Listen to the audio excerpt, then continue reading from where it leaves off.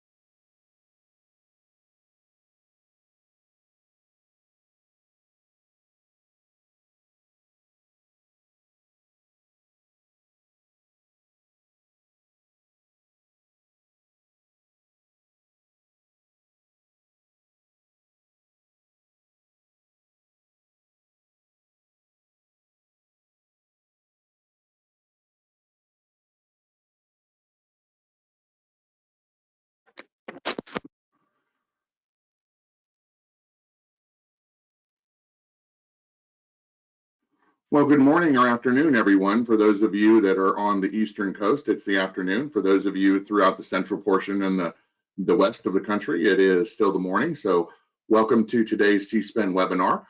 We will be starting in approximately 10 minutes, but thank you for those of you who have joined a little bit early. As you can see, we're trying some new things with the start of the new year and the first of our spring webinar series. A couple of the do's and don'ts I'll go over here with you in about another 3 to 5 minutes. So stay tuned.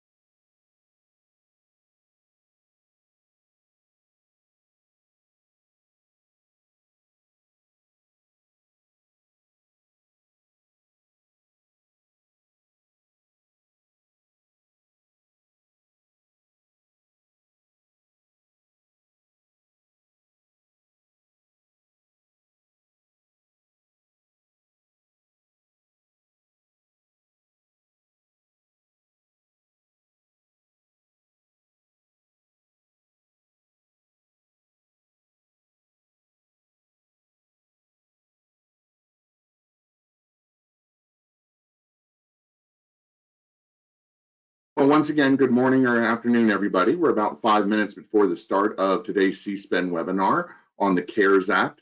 We will be starting here in 5 minutes, but as we normally and obligatorily do before the start of each of our webinars, a couple of the reminders of the do's and don'ts and some of the things for your benefit.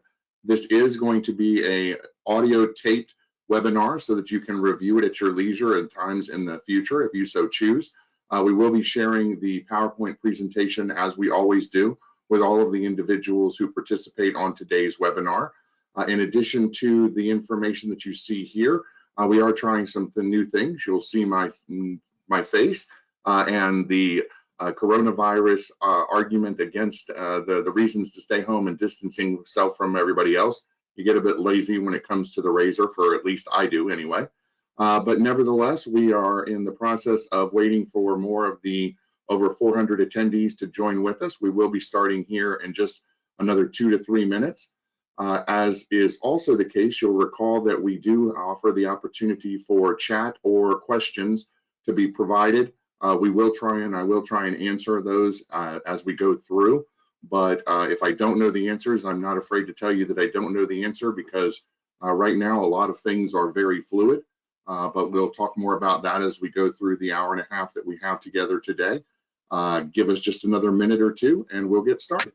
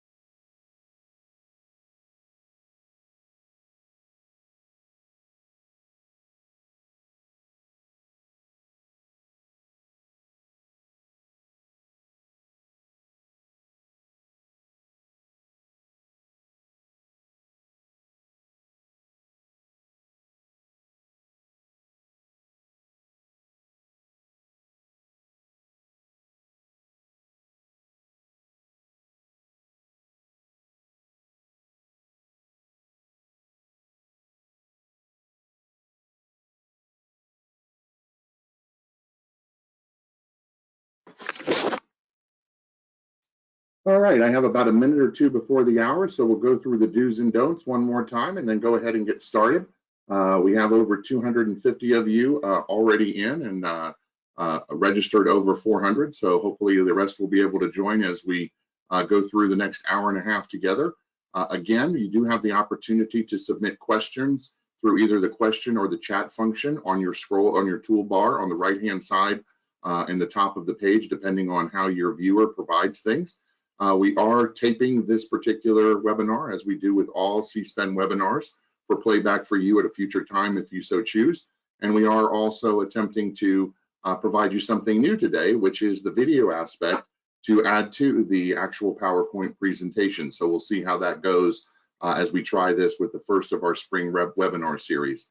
Before I get started, I will remind you that we have a number of other important webinars coming up throughout the spring.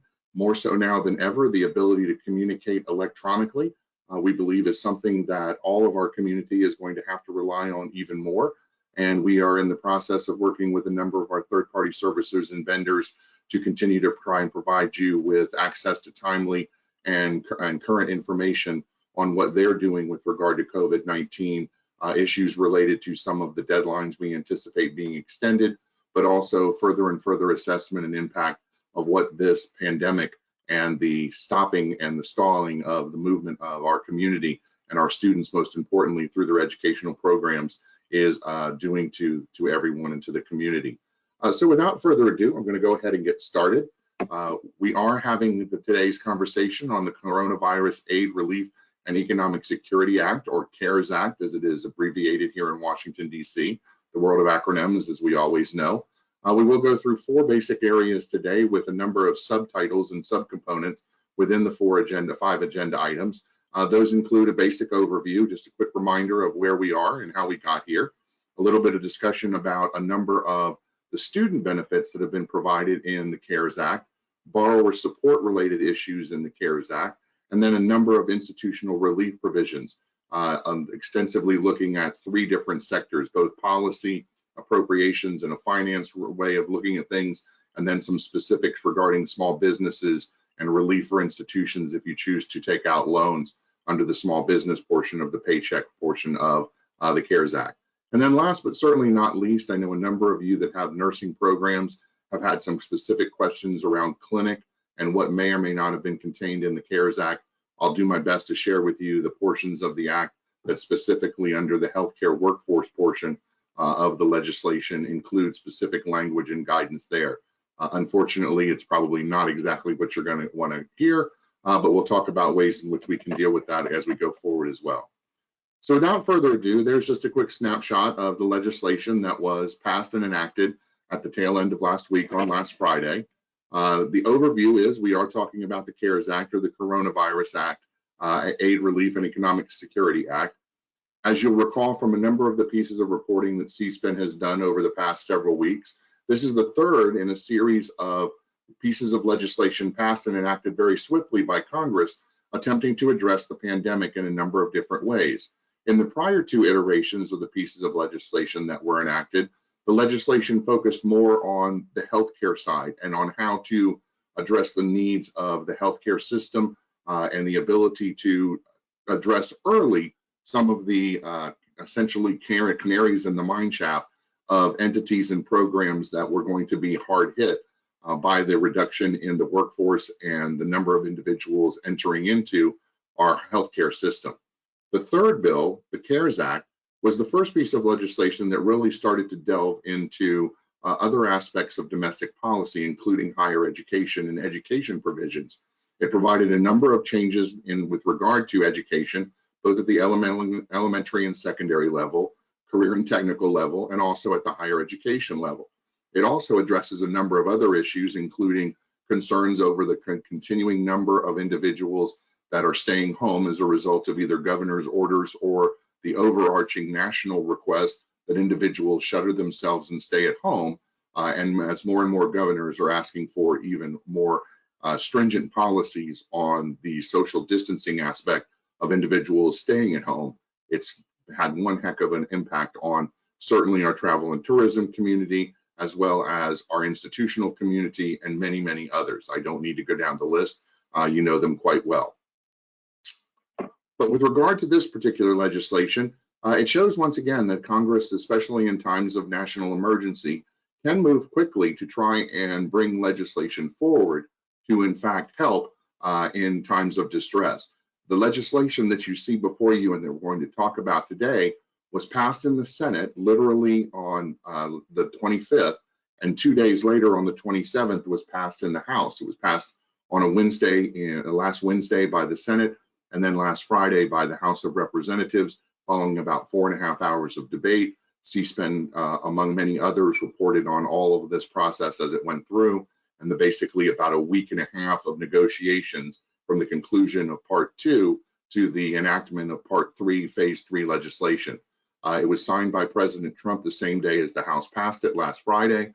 We've had the weekend and yesterday to kind of go through the over 900 pages, close to 1,000 pages of the act, and do an assessment and a review, a lot of that information comes to you today, which leads me to my first asterisk, the great big asterisk I'll put above my head, which is while this information is all sourced, it can go directly back to information and documents obtained from Congress and the actual statute itself.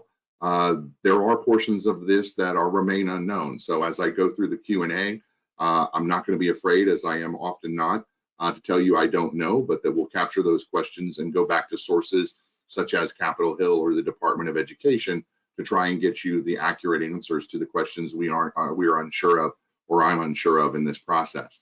The other part of it is that, as I said from the beginning, this is a constantly changing set of circumstances right now. So even as I provide you with information today, I would encourage you to attend attend this Thursday's second webinar.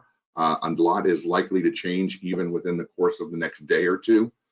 As we're sitting here having these conversations, and as we're having these conversations with many of the other trade associations, state associations, law firms, and others, the Department of Education and Congress are continuing to work on how to roll out this guidance. So more and more information will certainly be forthcoming, and the ability to stay current and on top of that is something that we aspire to, and we'll do our best to make sure that we provide for you, as we always try to do. With regard to the first of the sections we'll talk about today, I kind of like this graphic. It's basically what I'm trying to allude to here, even though it looks kind of like fire and ice. The actual name of the picture is Frozen in Time. And from a student's perspective, a lot of what is in the CARES Act, in fact, does that. It freezes current student enrolled students' perspective or where they are in a number of different instances and freezes it. What it freezes is, as you can see from this particular slide, is it freezes the protections for individuals in the event that they were to withdraw as a result of the national emergency, meaning the coronavirus. It freezes the ability not to have the funds that they have for this most recent payment period or period of enrollment count against their lifetime's earnings requirements under both the federal's direct student loan program and the federal Pell Grant program. So in essence, even as this particular series of funds are available, and we'll talk more about, will continue to be available to them even after they drop, it will not impact or negatively impact their overall lifelong limits. Similarly, with regard to refunds, as you can see here, it does state that in the statute that is now enacted, that if an individual were to withdraw as a result of the COVID emergency, and that can be a number of different things. It can because they caught COVID themselves, because they have to drop out in order to take care of another family member, or stay quarantined for an extended period of time, and maybe doesn't choose to go on a leave of absence, or does. We'll talk about that on this slide here in a few more minutes. Or because of your transitioning from a bricks and mortar environment to an online environment, they simply choose not to be able to go that direction. Or as you move forward in the attempts to try and provide delivery via online and the various different forms of modalities of electronic use, the individual just can't keep up or chooses to withdraw. In all of those instances, not only would they be protected from their lifelong limits with regard to student loans and Pell, but they also would not have to return any of the remaining funds that they received for this payment period or period of enrollment. In essence, it means that all of the money for this term that an individual is eligible for, they are eligible to not only obtain, but to keep even if they withdraw. As a result of that, that made the necessity for Congress to also look at what impact that would have with regard to both the student and the institution, and there therefore is no need to return the money. Institutions still have to provide a calculation of what the return funds would have been for an individual who withdrew, but it is not to refund those monies. It is to keep them to develop a report, which the institution must send to the Department of Education, tracking and showing to Congress and to the Secretary the amount of monies that were maintained or kept by students who didn't complete the period of enrollment or a term. You'll see this slide again, because while it's a student benefit that they don't have to return the funds as they normally would under R2T4, it's also, I believe, a benefit to the institution, because while you still have to do the calculation, you're not returning those funds, and it's not funds that have to be gone after by the government or others in the event of withdrawal. So we'll talk more about that.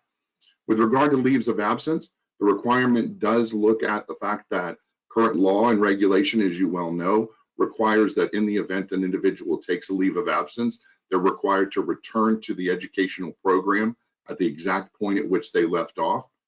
Congress recognized, and in conversations, I'm sure, with the department and others, recognized that that was not going to be easily attainable in these circumstances, and certainly with all of the unknown around what the future of higher education holds right now. So a change was made to state that individuals do not have to re-enter at the same point at which they left off. An important point here, they still do have to enter back into the same term. That's for financial aid purposes and calculation of financial aid. But in terms of the actual regulations to return at the exact same point, the waiver has been granted for the individual and certainly for the institution not to have that arise or be responsible for taking place. Another major change with regard to student benefits is that in the event, once again, that a student were to withdraw, the student is not affected in terms of their satisfactory academic progress by the departure from the institution.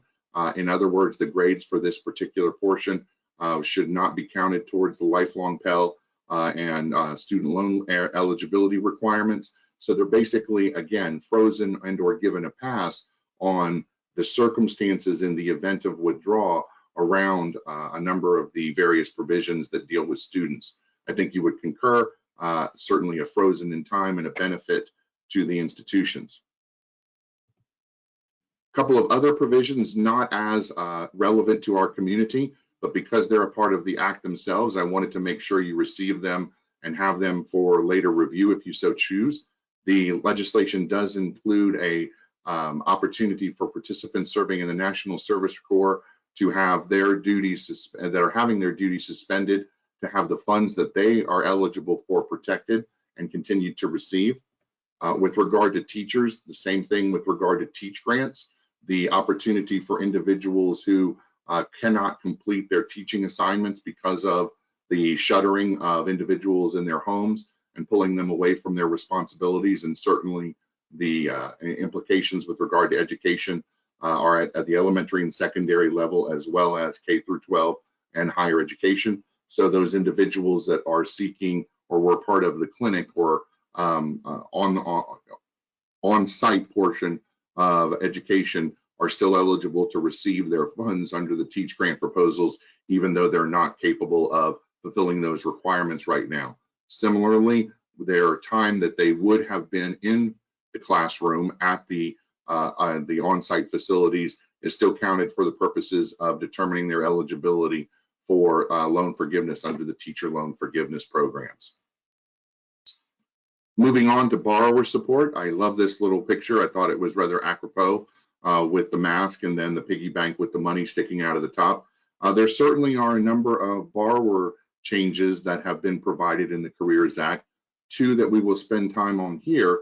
The first deals with employers and the opportunity that is now provided from now through the end of the year, meaning the full year, for small businesses and employers across the entire spectrum, not just small businesses, but all employers, to look to the opportunity to gain tax relief on their end by providing loan relief and repayment for their employees. What this would provide is up to a $5,250 repayment of loan per employee that the employer could put forward and gain tax relief for each and every one of those that the employer provided the payments on behalf of their students. Again, this is one of the provisions that is not directly linked to the length of the pandemic. This one is tied more specifically to a period of time enactment, which was last Friday up until January 1 of next year. All of the other provisions that I've spoken of thus far are for periods of time while the pandemic is going on. A number of those, therefore, could be extended if the length of time of the pandemic is extended, and we'll talk about how that impacts things like the loan or the leave of absence, which is still capped at 180 days, under the existing statute and regulations and was not addressed in the CARES Act. Well, if we put individuals, or if they choose to go on leaves of absence and the pandemic goes on beyond the period of the number of months that are in the 180 days, what do we do then? It's likely that Congress would make changes in order to extend perhaps that 180-day limit based on the pandemic, and if those are the circumstances under the national emergency that the individual was on an LOA. The other major, and you could use the frozen picture for this as well, another major change that was included in the CARES Act is the providing of basically a freeze on all facets of the federal student loan program, the federal direct student loan program, as well as any FFELP loans controlled by the Department of Education. What has been done is that for a period of 6 to 7 months, the period of the end of March, but all the period between now and September 30th of this year, students are no longer required to make payments on their student loans, and there will be no interest accrual during that period, no need to make payments, but there is the opportunity, if students so choose, similar to the guidance already provided by the Department of Education, if they choose to continue to make payments and have the capability to do that during this period, that money will go directly towards the ability to pay down prior interest and principal. And again, we encourage you, and we will look at ways in which melding this presentation in the future with the actual regulatory guidance already provided by the department. Their March 5th initial guidance, their March 20th additional guidance, and then the 2 specific areas with regard to the student loan programs, which came on March 13th and March 20th. If you don't have access to all of those pieces of information, they are on the CSPEN website, and we also would provide them to you if you reach out to me. My email addresses will be included at the end of this presentation. And we do anticipate, and I'll talk about it at the end, but I'll share it with you now as well, that we do anticipate a number of other pieces of guidance coming from the Department of Education in the not too distant future. As I alluded to earlier in this webinar, they are working already on guidance, as you would imagine, around all of these issues and trying to develop FAQs and other information, we suspect in the form of electronic announcements, dear colleagues, or other ways in which to share information with the students and the borrower community, as well as you in the institutional community. But the good news is that the CARES Act has basically put a hold for everybody on student loans. There are ripple effects that come with this. A lot of those questions are yet to be answered, but from the perspective of Congress and the perspective of the pandemic and the concerns around a number of individuals that may be in various forms of disciplines where the ability to repay their loans right now could be a significant hardship for all individuals. Instead of trying to target those different communities, Congress made the decision just to provide the benefit to all borrowers for the time being in terms of eliminating their ability to repay or the responsibility to make their annual and monthly loan repayments. As you can see, the Congress anticipates in the congressional research study that was attached to this said that they believe that this will have relief for about 95% of the student borrowers that are currently out there. Moving on to institutional relief, I tried to be a little bit cute here, similar to the previous one with the piggy bank.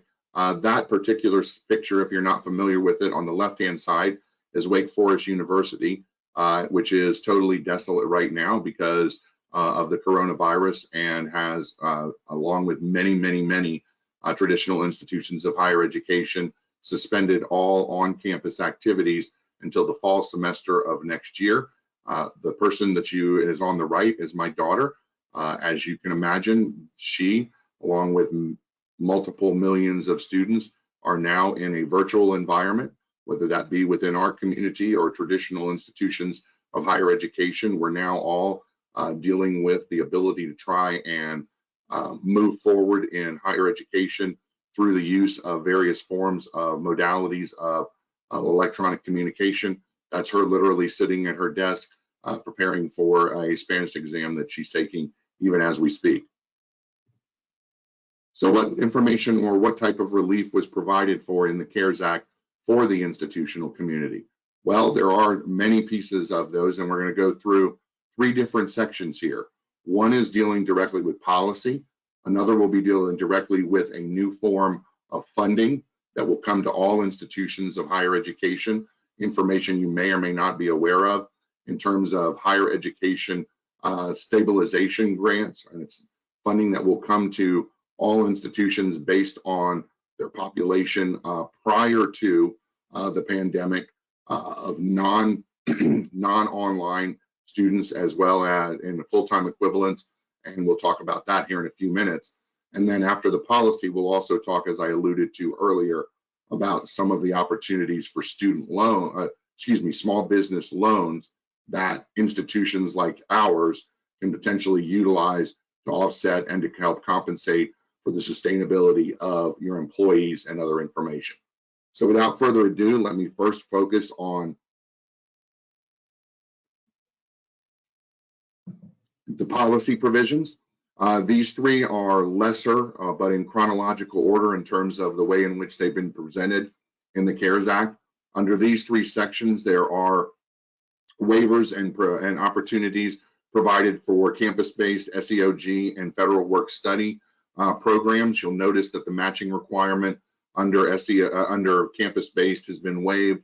You'll notice that under SEOG, the awards can be moved, and the funds can be moved between a number of these various different forms of assistance. Under the federal work study program, which this may impact some portion of our community, it provides for the opportunity for the institution to continue to provide for means of supporting those students that are not directly able to complete their work study programs, meaning obviously if it's on campus type circumstances that were their federal work study programs, might be very hard to continue to provide them the capabilities to do so given the current environment, but the ability to provide for the funding of that and to make similar information and paychecks, whether it be the inability to work out in the working world or on campus, is provided for under the waivers that have been granted under the CARES Act.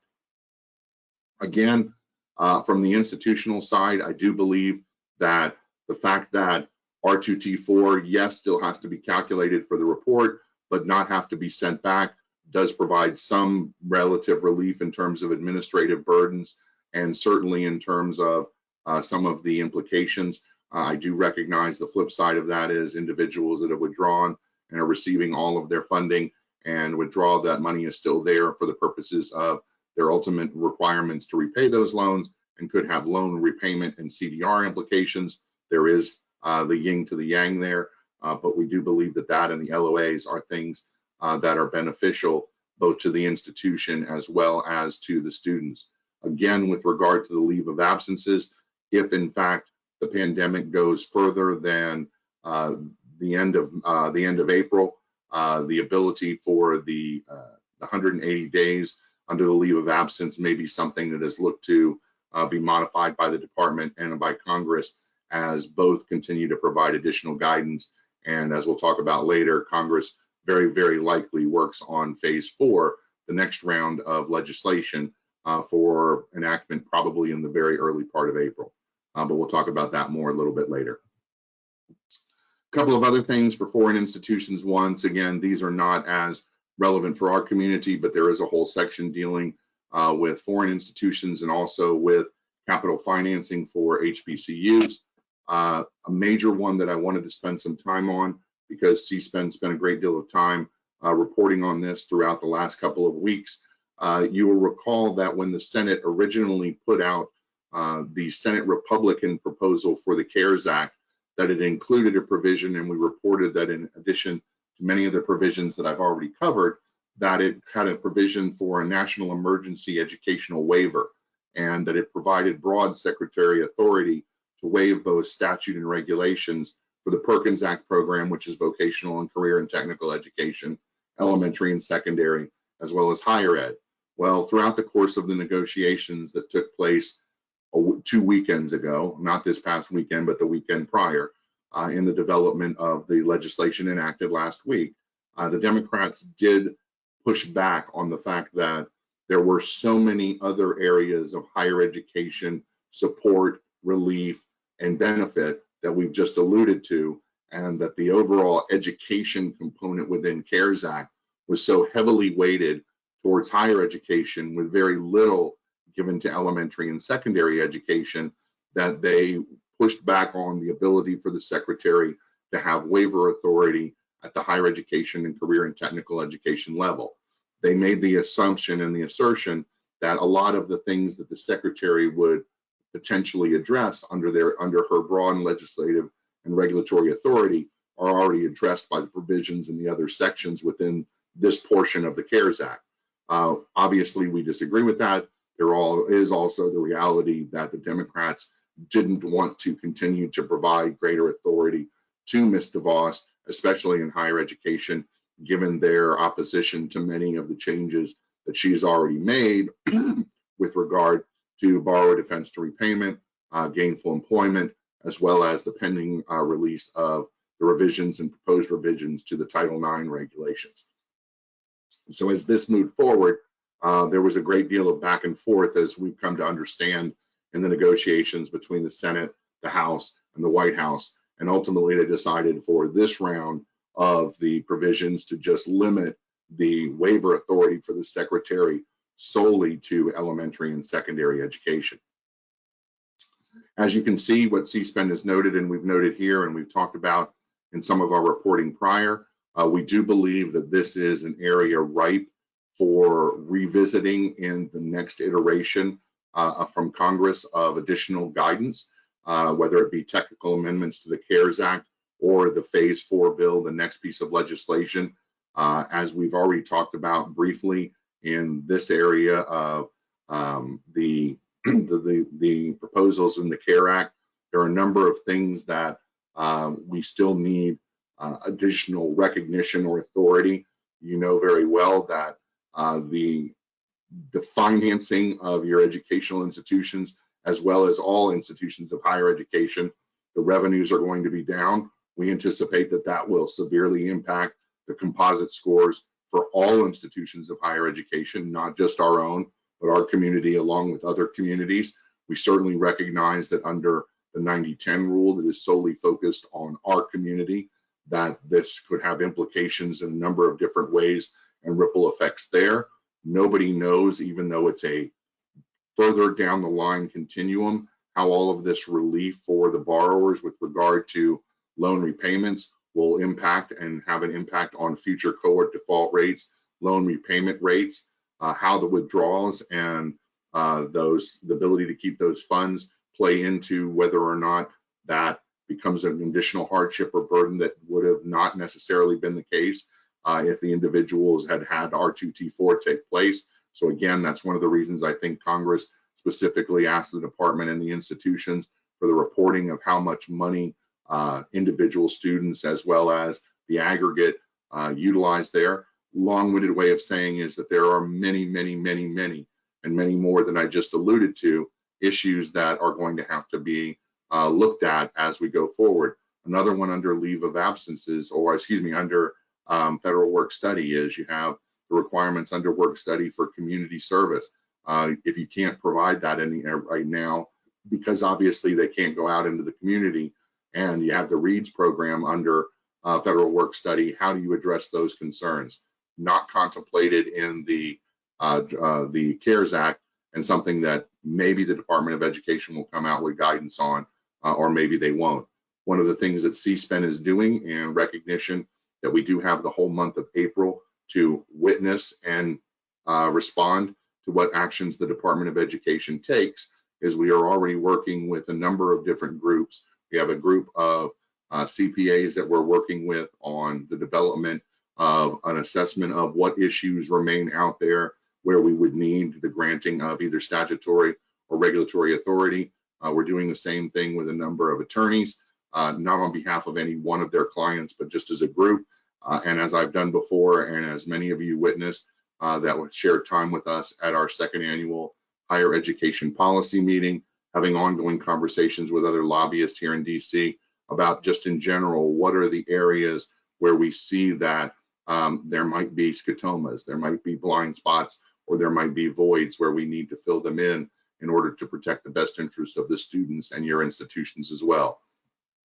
All of that with the goal being to put that information out there and to share it with both the department as well as with Congress as we move forward and look at having some of those, if not many of those, addressed in the next round.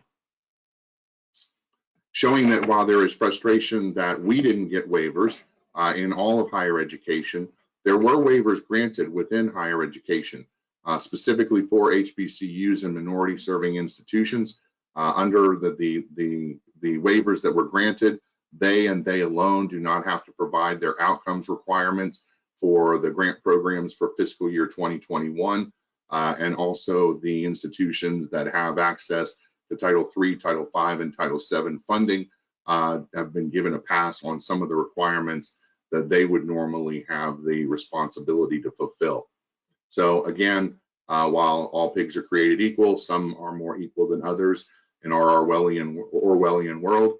Those are things that we hope that while we understand why those passes might have been given to those groups of institutions, we also wonder why there aren't and weren't the recognition for other sectors of the higher education community to have some of their own relevant passes or opportunities for waivers. Shifting now to some good news, or what I think you might think is good news. We haven't in the past spent a lot of time talking about this in our reporting, partially because we didn't want to push too hard on the potential for this until we knew whether or not it would come through in the final legislation.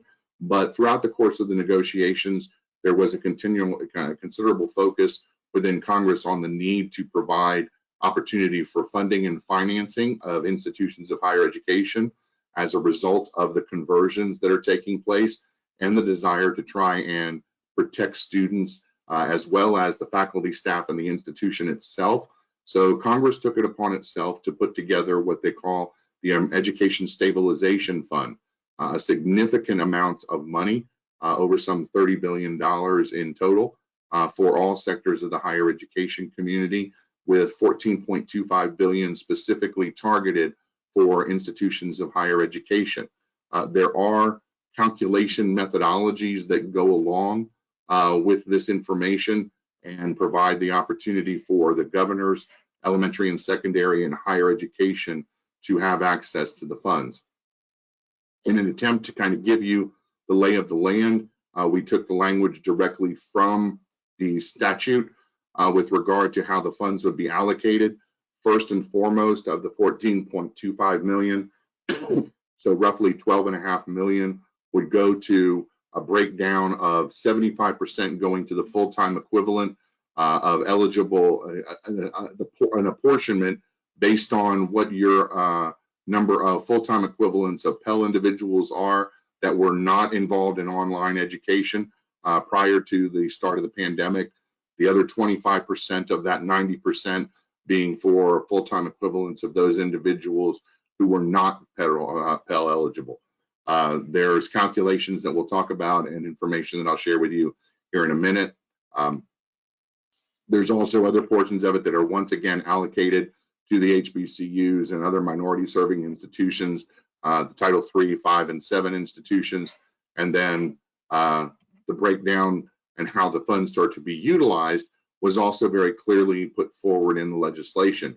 You will note here, and it's highlighted for you in both places, that of all of those funds that the institutions are going to receive, and the statute says that the funds will be delivered to institutions in the same manner in which federal student financial aid is delivered to the institutions. So we're assuming through the COD system, what the institution can use 50% of those funds for administrative issues for the institution. All of that can be to cover the costs associated with the changes in delivery, protection of pay, a number of other things with regard to your institution. But 50% must also be used directly for students. And you can see the notion there of the Congress's desire to say that that should be for things related to cost of attendance, food, materials, technology, healthcare, all of the transitional items that go from the institution, from the student side as well as from the institutional side. There is a special provision, sorry for that. There is a special provision that talks about institutions that don't meet the other criterion being able to be capable. Give me half a second.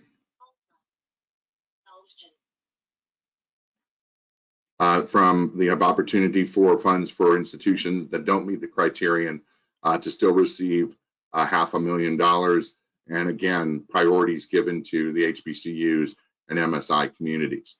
There is also a report that will be submitted. Some of the information with regard to R2T4 that I alluded to earlier is part of a separate report, but one of the things we are going to have to be mindful of is that while there are benefits and there are some opportunities here, there are 2 to 3 to 4 reports. At last count, I had 4, depending on what you do with the small business loan programs and other information that may be required of the institution. So there is some new administrative responsibility and therefore cost associated with that. So there are trade-offs, as there are with just about anything. To give you an idea of what you may or may not be eligible for, we have already seen ACE, the American Council on Education, over the course of the weekend.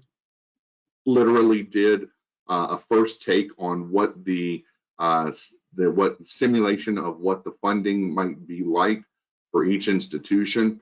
When we share this information with you, this is actually a hyperlink, so you can go directly to the information that has been provided by the department. It looks like this, and you can see here that it is broken down by state, alphabetically by institution, and literally runs for every institution of higher education. The way they've broken it down is the way that I alluded to earlier, within that 90%. And I'm sorry, I'm just going to go at random here. I'm not trying to pick on anybody or any particular state or what have you, but just randomly stopping here.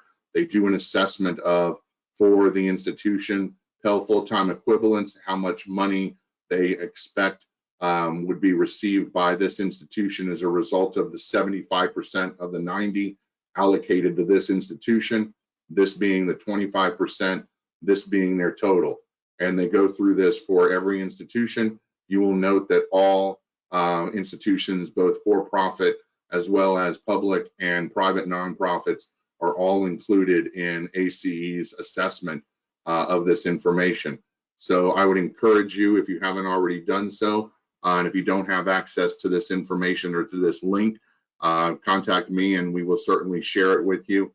But it gives you a kind of an early indication of how much financing your institution is likely to receive, keeping in mind that 50% of that must be used as in support of students, and the other 50% is to be utilized in support of your institution for issues related to your institution. This talks about the variables that ACE utilized in their calculation methodology. Again, this is an assumption and assimilation. I would make sure that you realize that again, that it is not an assurance that it is exactly that amount that you will receive, but it at least gives you something for planning purposes to consider. And as you consider it, it also will then play into potential discussions we'll have here in a few minutes about whether you may or may not also want to utilize the loan opportunities that are provided under another portion of the statute. Moving on to those small business loans, there is the Paycheck Protection Act portion that many of you have probably heard about. That is a major component of the CARES Act, and within that, there is a great deal of focus on the opportunity for small business loans to help continue to perpetuate or sustain a number of various different types of programs. You can see here, this is one of the specific pieces of language that I pulled from the statute, defining what types of entities are eligible for the loans. It does include small businesses, nonprofit institutions, veterans institutions, and others. I won't insult your intelligence by reading to you. There are ways in which to look at this. with the caps on the small business, but there are other waivers within the requirements that if the small business cap is breached and that 500 employees limit is breached, but you have more than one facility, that you can still be potentially eligible under some of the waiver criterion. The actual maximum amounts of the loans, as you can see here, are up to $10 million. But please pay specific attention. It doesn't mean you're assured that. You're assured an amount based on a calculation formula that is tied to your payroll cost, and the determination of the size of the loan will certainly vary. Some of the other stipulations within the small business loan program is that it does require good faith certification. There is the ability to have these monies waived, meaning ultimately that you do not have to repay the loan, but there are, as you would imagine, a number of criterion that go along with the requirements on both what you can utilize the funds for and also what the requirements are to not have the fulfillment or the responsibility to repay the loans. We haven't gone into a great deal of detail in this particular PowerPoint on this particular issue. There is a great deal more information that we're hoping to see come out from other sources, because this is not under the normal jurisdiction of higher education, and we're having to source this from the Commerce Committee and from other committee assignments where a lot of this under the tax provisions, Ways and Means, and others put it together. We want to make sure that we get all of the most accurate information before going much more in depth. Having said that, there are already a number of discussions ongoing as to whether or not it is a good or a bad thing for institutions to utilize this money. You have to take into consideration the financing that you will be receiving from the federal government under the stabilization portion of the funds, but recognizing that for some institutions, not all, that will not be anywhere near enough to continue to even meet the normal obligations of the institution, continuation of payroll, continuation of support services, as well as academic services and the like. So you're going to have to make the decisions on whether or not these funds are required or helpful or necessary. There are already, as you can imagine, questions around, again, since it is a loan, where it's placed in terms of potential future calculations with regard to audited financials and ultimately your composite scores and your other financial responsibility criterion for both purposes of the Department of Education as well as with your accreditors in the states. So again, the reason that we didn't at CSPEN go too headlong into a lot of the detail behind this is because this particular area in particular, there is a great deal of the unknown and a great deal of ambiguity.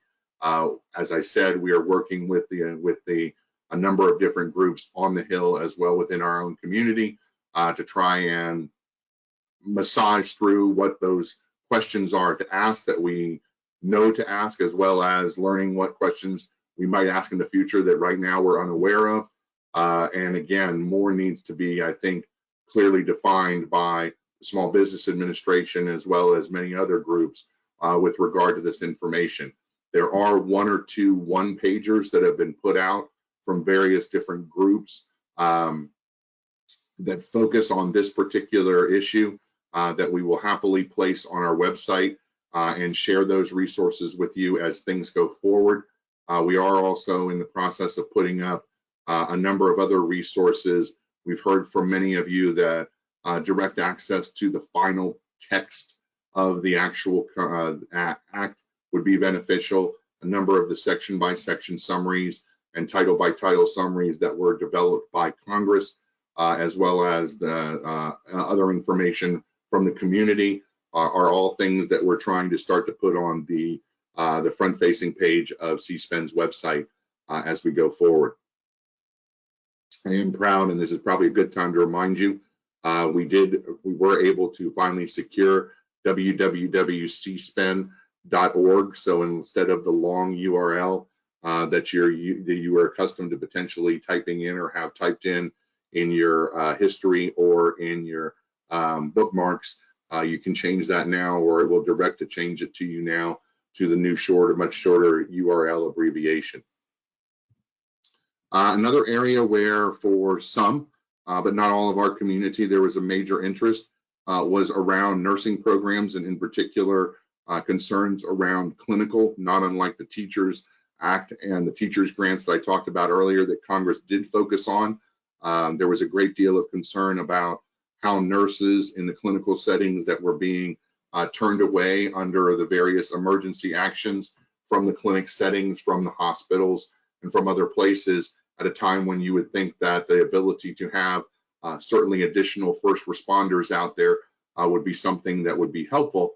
A great deal of push was put forward to try and work towards making it so that the educational institutions that offer nursing related programs were to be considered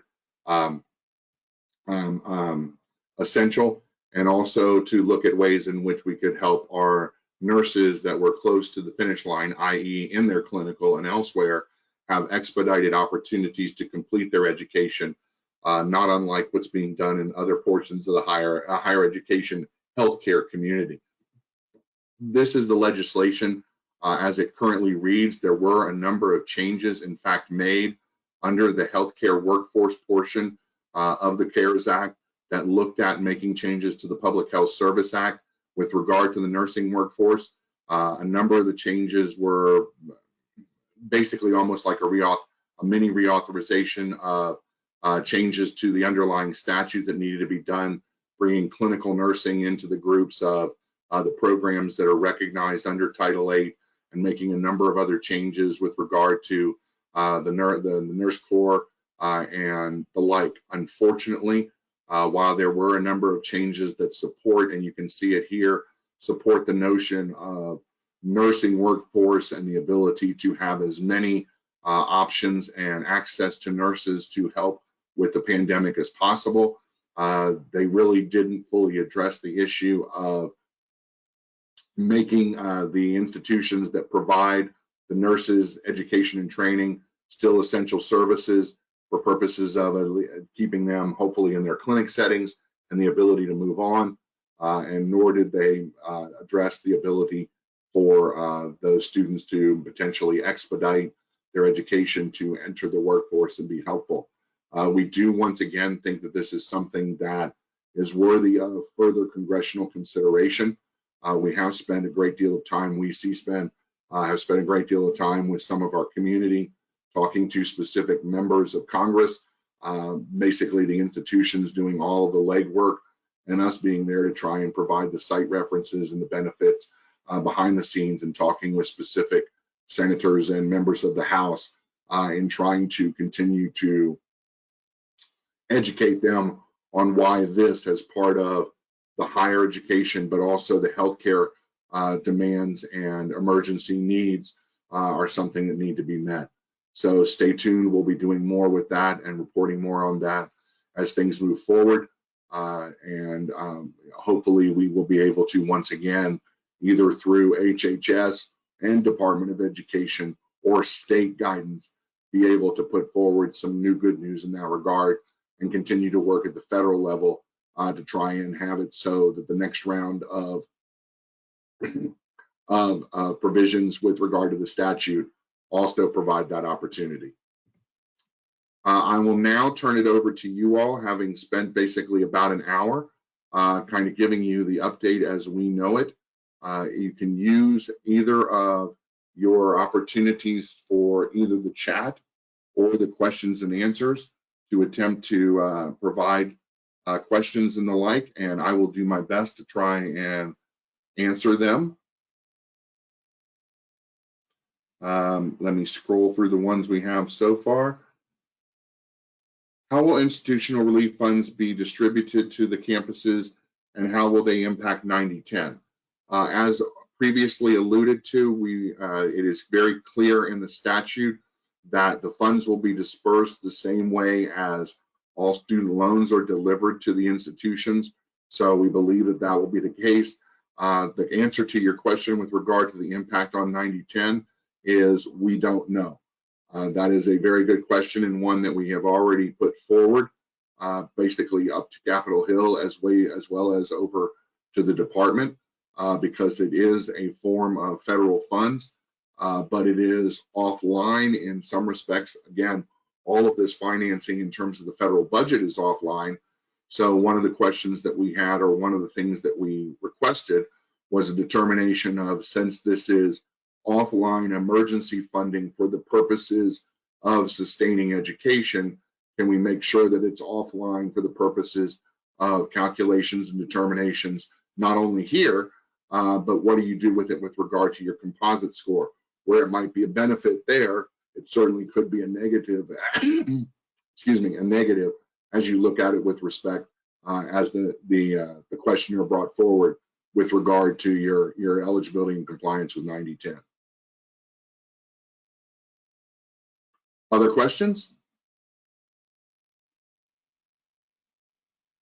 I'll give it a minute here to make sure and see if there are any other questions.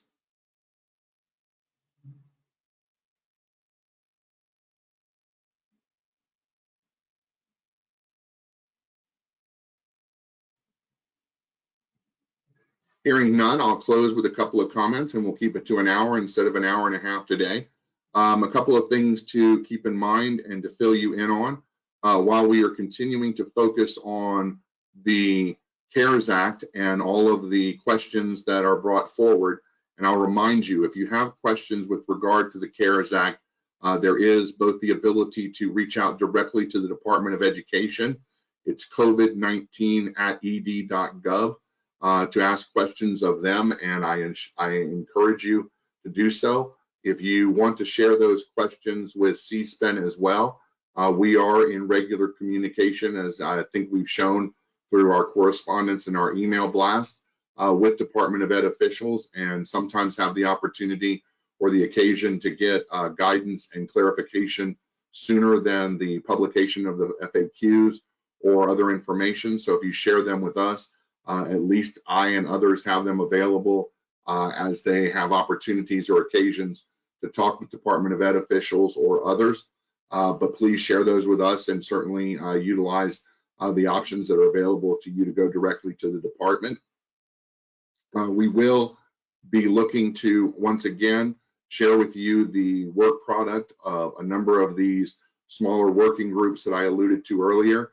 The CPA group has done a phenomenal job of already putting together a number of questions, but as is the case, we'll continue to have modifications to those as we continue to work our way through all of these different circumstances.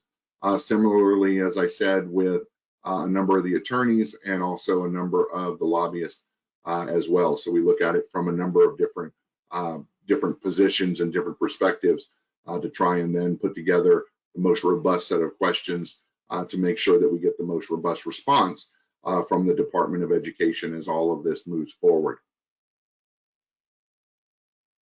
I don't see any other questions at this time or any other chats at this time.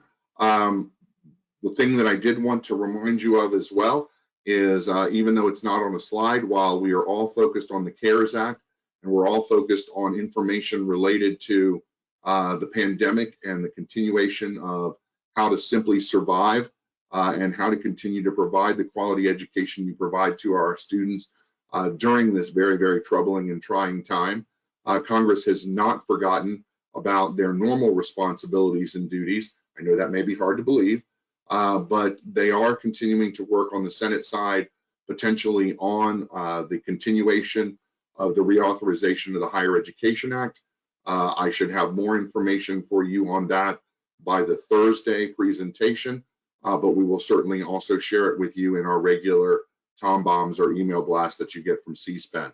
We do anticipate and believe that even a smaller version now, as time has moved on, may be something that the Senate works towards and still try and get some information put forward in terms of a mini, or if not a fully comprehensive, reauthorization bill.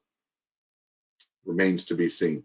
And it remains to be seen how Representative Scott and certainly the Democrats and Speaker Pelosi and others will review that once it, if it were to materialize and work its way back over to the House.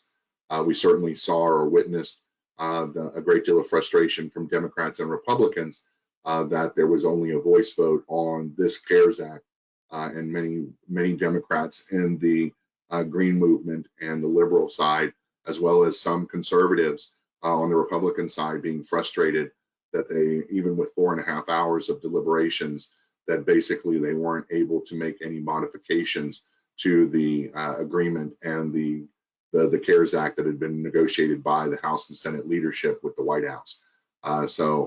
Again, frustrations where 435 and 100 were not the ones that put together the basic major portions of the CARES Act. It was done more so through leadership in both parties and with the White House.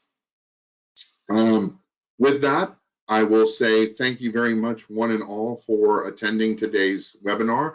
If you have questions, if you have comments and recommendations, please don't hesitate to give us feedback.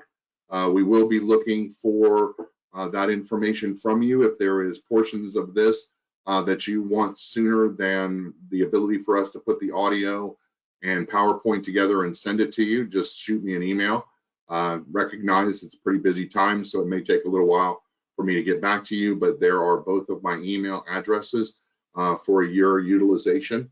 And we want to conclude by telling you that we are there with you. We are thinking about you. We will be having a number of other webinars in the near future, as I said, to continue to provide communication on a number of different things as we all try and hunker down, but rally through and work towards the betterment for our students and for the nation on the backside of this very challenging time. Have a great day. I hope to talk to many more of you again on Thursday, and look for our next CSPEN notice and email coming out in the days ahead. Have a great day.